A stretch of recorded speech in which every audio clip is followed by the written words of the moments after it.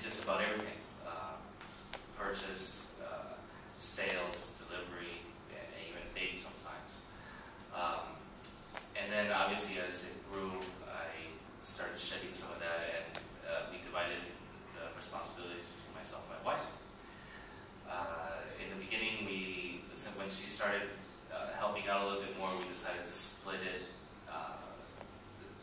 the responsibilities in areas where I would do the sales and then she would do the production.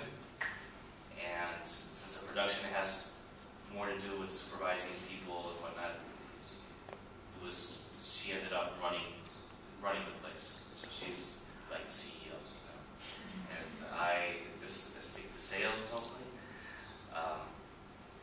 And in the beginning, we also the purchasing is mostly used equipment, so it didn't require a huge investment. And also at the time there was a big crisis, so the country was starved for entrepreneurial efforts.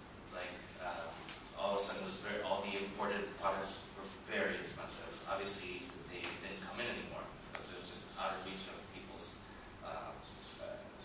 pockets. They just couldn't afford imported cheese from Italy, imported chocolates, all of that disappeared. And because we were, in essence, we were an illegal company because we didn't have a factory that was, we were doing it out of the house. And that's just not an approved place, for a baking facility for retail products.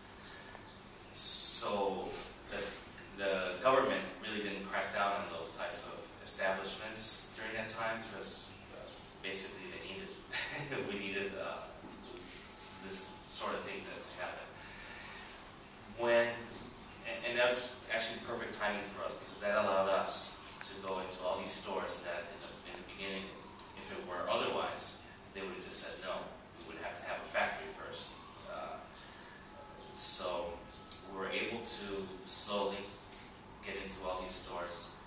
And then once the economy picked up and Argentina got back on its feet again, at that time we were in a position to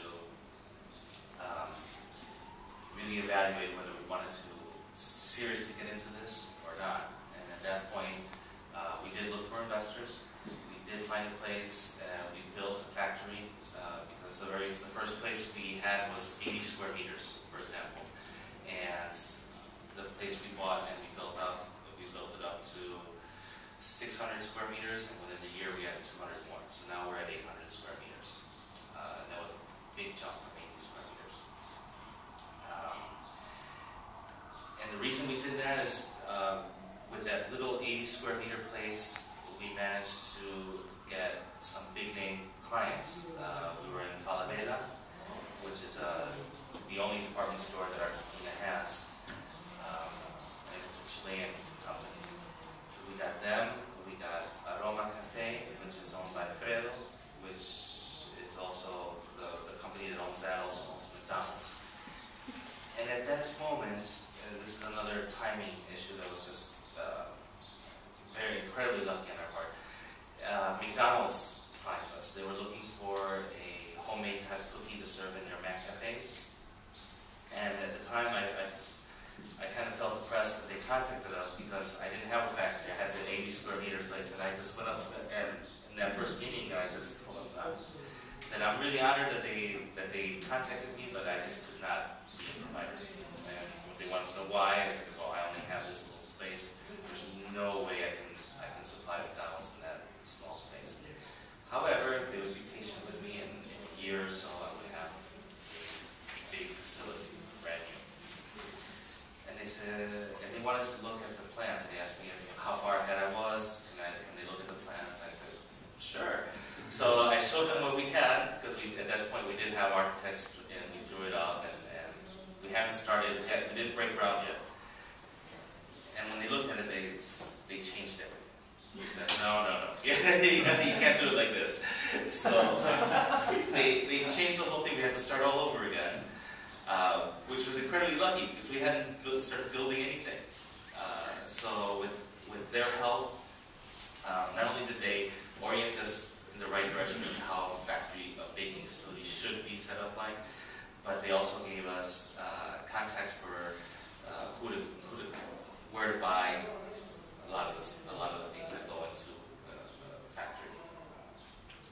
So thanks to them, we're able to set it up, and I think it would have been a huge mistake in the beginning buying or building a factory and not having the experience, not knowing exactly how it should be.